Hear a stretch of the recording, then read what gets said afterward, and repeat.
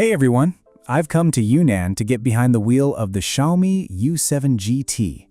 Yesterday, I shared some photos of the car online. A few people thought it looked seriously cool, while others felt it wasn't that different from the standard YU7. But once you actually put the two cars next to each other, like you can see here, the difference becomes much more obvious. A quick shout out to our automotive partner in China for sharing this video and helping make it possible. Thank you for your support. Hey everyone, it's Michael from Motor Torque. If you enjoy staying up to date with the latest automotive news, reviews, and industry updates, be sure to subscribe and hit the notification bell so you never miss any of our exciting content. Thanks for watching, and let's get started. The YU7 GT has a completely different presence. It looks wider, feels more planted, and gives off a much stronger sporty character. There's also an important distinction in how Xiaomi positions the GT compared with the SU7 Ultra. Think of the Ultra as a performance-focused car, while the GT is more of a sports car. That means the YU7 GT is designed to look athletic, but it doesn't go quite as extreme or aggressive as the Ultra. And based on the information available right now, the YU7 GT will sit at the top of the YU7 lineup. There currently aren't plans for an Ultra version of the YU7. Starting with the dimensions, the YU7 GT gets a very long front splitter, while the rear features a much more dramatic diffuser. The diffuser also has a 16-degree adjustable aerodynamic angle. As a result, the overall length grows by 16 millimeters to 5,015 millimeters. The width is up 11 millimeters, mainly because of the wider rear wheel setup, bringing the total width to 2,007 millimeters. Height, on the other hand, hasn't changed much. In its standard aerodynamic setting, the car is just 3 millimeters lower, measuring 1,596 millimeters tall. Maximum ground clearance is 219 millimeters, and the air suspension has an adjustment range of 75 millimeters. This is the highest setting, and this is the lowest setting. And when you drop it all the way down, doesn't it look pretty cool? Also, since I'm recording this on a phone, you might notice some screen flickering here. Sorry about that, everyone. Now let's take a closer look at the front splitter. From the side, it's extremely obvious. There's also this rather stylish detail here. From this angle, you can see the active partition. The upper section is closed off, but take a look underneath. See those two bolts? That section can actually open. And what is it for? The answer is pretty easy to guess. It's a brake cooling channel. After all, this is a car that has been developed with the Nürburgring in mind. Moving on to the wheels, the YU7 GT comes with 3 different wheel choices. What you're looking at here is the top spec option, a set of forged 21-inch wheels.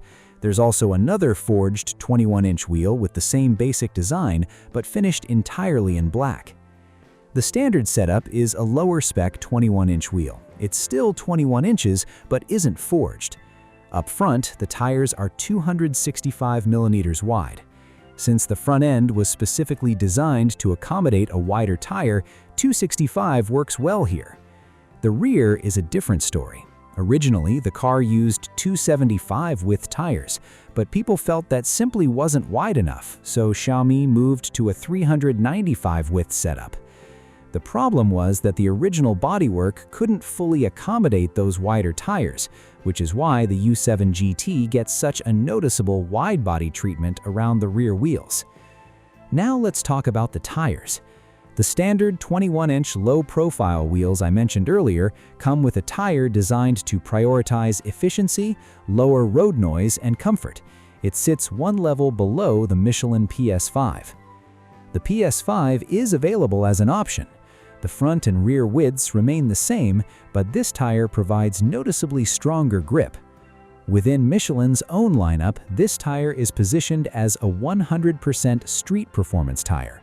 By comparison, the PS4S is more of a performance tire designed around an 80% street and 20% track balance. You can definitely see the difference in positioning. My friends at Michelin also told me something interesting. This PS5 is the first domestically produced electric vehicle to receive Michelin PS5 tires that were specially developed for it at the factory. It doesn't carry an XM factory certification badge, but it is still a custom-developed tire. Then there's the higher-level semi-slick style tire. As many of you know already, this car has been tuned around newbie tires. Because this is a newbie factory-certified production car, the tires have to be products that are actually available to customers. So the PS5 is currently the highest spec tire you can select directly as an option.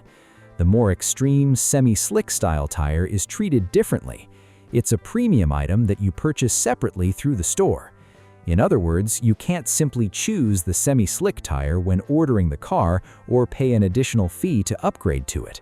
You first need to own the complete car, then go to the store, purchase the tires separately, swap them onto the car, and take it to the track. Now, the braking system comes directly from the SU7 Ultra's Accubolo setup. You get 6 piston calipers at the front and 4 piston calipers at the rear, combined with domestically produced carbon discs. The front discs measure 430 millimeters, while the rear are 410 millimeters. And all of this is standard equipment, which is pretty generous. Although, personally, I think this combination is almost a little too aggressive. Think about it, the PS5 is essentially a street tire, while the carbon ceramic braking hardware is ready for serious track use. Then we get into the emotional side of the car, because there's plenty of carbon fiber everywhere. You have carbon fiber components, a 24K gold carbon logo, carbon fiber headlight liners, carbon fiber air ducts, and these air ducts are actually functional and ventilated. There are also carbon fiber mirror housings, carbon fiber tailpipes, and some seriously large carbon fiber elements. The list continues with the spoiler, carbon fiber door sills, carbon fiber steering wheel, the long carbon fiber dashboard trim that stretches across the cabin, and carbon fiber seat backs. Put everything together, and the result looks seriously attractive. There are also 12 GT logos scattered throughout the car, so whether you're sitting inside it or simply walking past it, there's basically no chance of forgetting that this is the GT. There's even a little hidden detail that only the owner is really going to notice, located up front. The front storage compartment is still there, and inside you'll find a nameplate carrying the GT logo. Underneath it is the number 28,000 RPM. That represents the maximum rotational speed of the new V8S motor on the rear axle. Then on the right, you'll find 2 more numbers representing the car's combined output, 1,003 horsepower and 1,068 Newton-meters of torque. It's also expected that both the front and rear cameras on the GT will feature their own cleaning systems.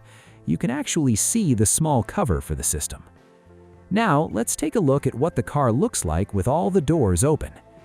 Once you get inside, the overall cabin design remains largely unchanged. The steering wheel, though, feels fantastic in the hands. The upper section uses carbon fiber, while the lower part is finished in suede. The thickness, softness, and overall size of the steering wheel all feel just right. And when I'm driving, even within my peripheral vision, I can see 2 carbon fiber elements, one around the flip plate and one on the hood. The car's infotainment system is rendered really well. There are also 2 other viewing angles. From this side, doesn't it look especially sleek? And from this angle, you can really see just how wide the car appears. A lot of cars, especially ones where the infotainment design isn't quite as polished, don't feel particularly premium even when you're looking at their top-spec versions. But I think Xiaomi has done a really good job with the details here, because these are things you interact with and look at every single day. The roof-mounted display has a lot of different settings. It can be split into 2 sections, with one side dedicated to the driver and the other to the passenger. I've selected the default layout here. On this side, you can see the energy output and energy recovery along with the current driving mode, which is shown as P. The center section is probably the coolest part. There's a GT exclusive display showing the motor speed, energy consumption, and the direction in which you're driving. The roof display is also very convenient to operate. And over on the passenger side, there's a GT logo, so you're constantly reminded that you're sitting in the GT. Now let's move to the rear. These carbon fiber seatbacks look seriously cool. Up front, I've set the driver's seat to my most comfortable position, and there's still plenty of legroom in the back. Honestly, this is pretty much what I expected. You can also recline a little if you want. Since the front seats are the optional sporty style seats, their ride comfort isn't quite as good as the standard seats, but when you move to the rear, things are basically what you'd expect. The main differences are the color scheme and the materials. The rear seats are still comfortable, and there's even a refrigerator, although that's an optional extra. I'm specifically showing you the adjustment range here. This is the rear seat fully reclined, with the front seat pushed all the way forward. Obviously, neither position is particularly normal for everyday sitting, but it gives you an idea of how much adjustment you have. You can set it up however you need. Realistically, you probably won't be lying this far back very often, and you certainly won't be sitting completely upright like you're on a bench. I'm just showing you the full range available. As for the trunk, there's good space both laterally and longitudinally. Once you lift this panel, there's also a shallow storage area underneath. It doesn't have a particularly important purpose, but overall the available space here is still quite good. You can see the depth here, and then there's this area as well. Okay, so that's my first look at the Xiaomi YU7 GT. When Lei Jun introduced this car, he described it as a sports SUV that's suitable for long-distance travel. So by coming all the way to Yunnan, let's first test the long-distance travel part of that description. After that, we'll head to the track and find out whether it really delivers on the second half, being a sports SUV. Now let me talk about my first driving impressions. We've already driven a short distance, and at the moment we're cruising on the highway at 120 kilometers per hour. The first thing I noticed is how quiet it is. When I initially got into the car, my first impression was actually the seating position. Because there's such a large panoramic display in front of you, the dashboard itself sits relatively low. I think anyone who enjoys driving will understand what I mean here. When the dashboard is positioned slightly higher, you get more of that feeling that you're sitting down inside the car, almost like you're sinking into the cockpit. For me, personally, that kind of driving position feels more emotionally satisfying. In this car, though, I feel like I'm sitting slightly too high. If the seat cushion were a little thinner, I could lower myself further. That would also lower my line of sight and give the car a sportier driving sensation. The seats themselves are on the firmer side, and I actually think that's appropriate for this type of car. But once we move from the front seats to the rear, the level of firmness changes quite noticeably. So if comfort is your priority and you're buying this car mainly for long-distance driving, there are also two other versions available below this one. This steering wheel has two buttons, and there's even a rotary knob for adjusting the driving mode. Over here, you can control the driver assistance functions. I noticed another small detail, and this isn't something unique to this particular model. It's something you'll find across Xiaomi's cars. The driving mode can be changed incredibly quickly. If I turn it even faster, you can see that both the display and the audio system respond almost instantly. It's actually quite rare to find a car where the driving mode switching happens this quickly. Is that particularly useful? Probably not in any major way, but I think this is exactly the kind of detail where being a technology company gives Xiaomi an advantage. Now, when it comes to highway cruising, I really want to talk about the cabin's quietness. When I previously tested the YU7 Max, that car had a dedicated quiet cabin setup with a lot of measures aimed at reducing noise. I think many of you probably remember that test.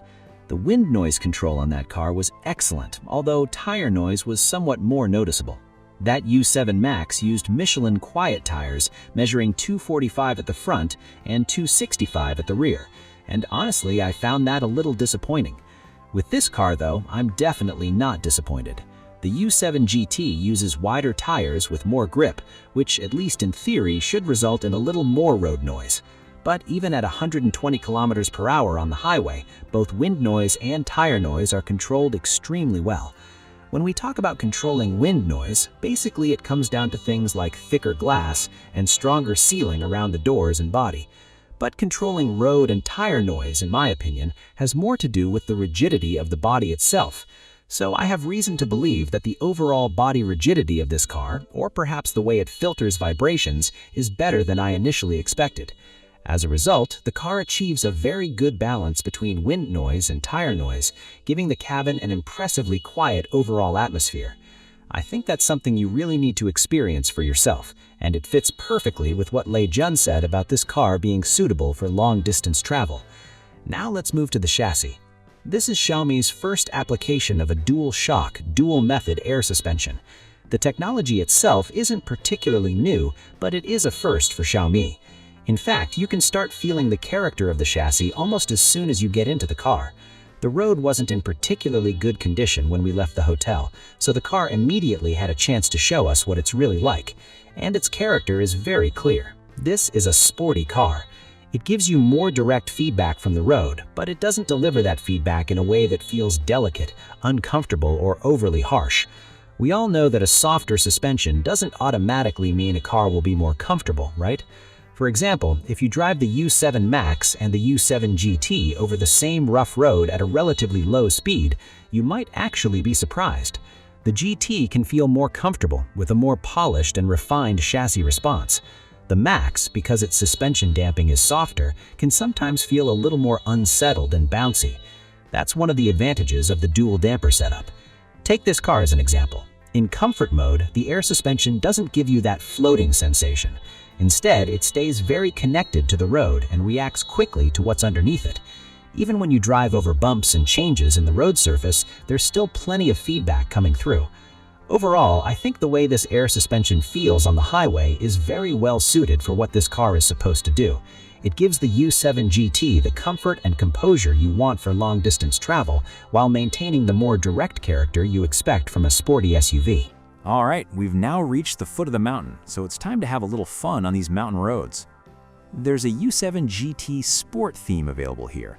When you activate it, it doesn't actually change the car's performance. Instead, it modifies things like the center console display, ambient lighting, sound effects, and a few other details. It's pretty cool, and the audio system sounds good too. Okay, let's head up the mountain. We'll start in comfort mode and see how the car behaves. Honestly, I think comfort mode is already more than capable for mountain driving. The suspension feels very well controlled, and you still get a distinctly sporty driving experience.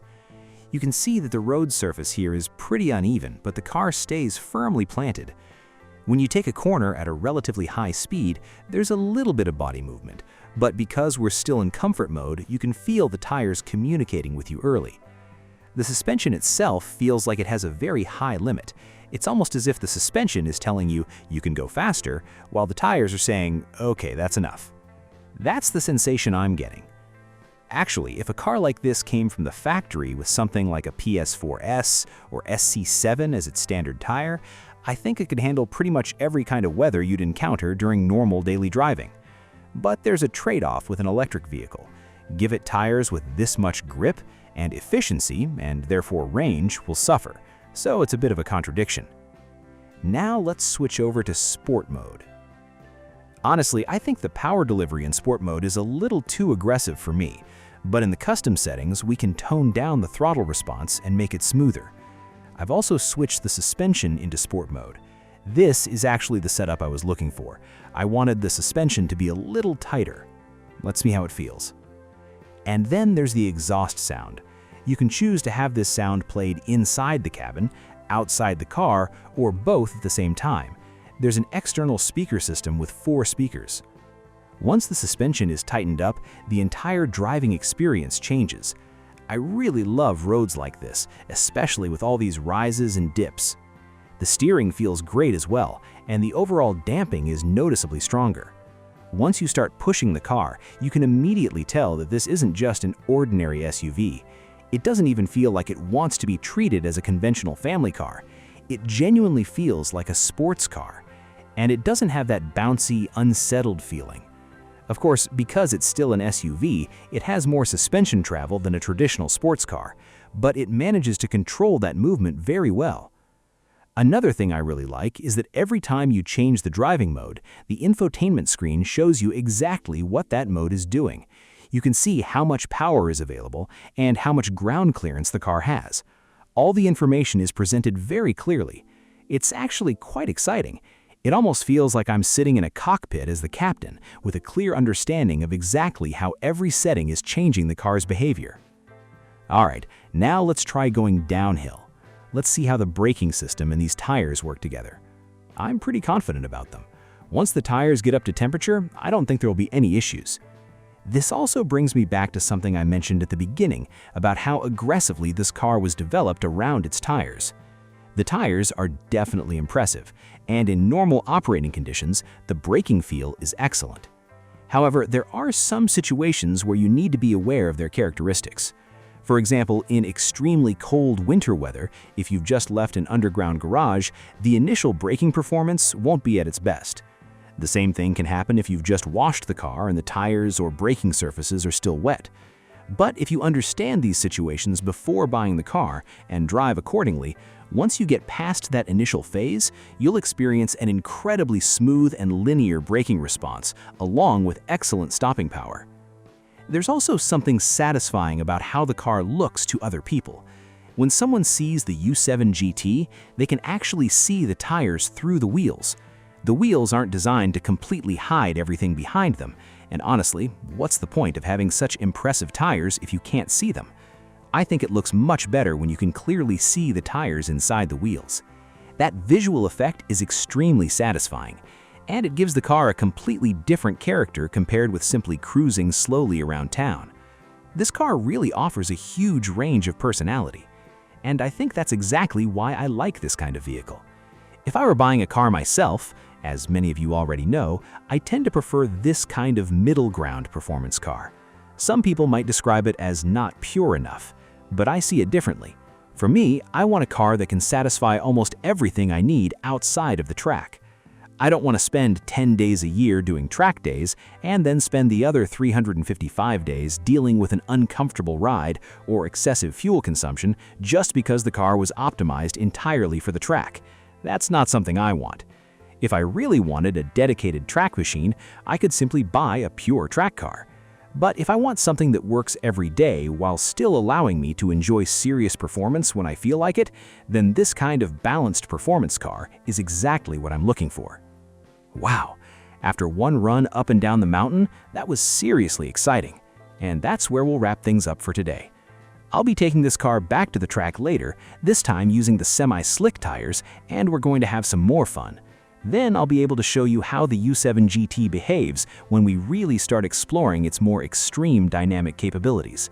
So definitely stay tuned for that. That's all for this video. I'll see you in the next one. Bye!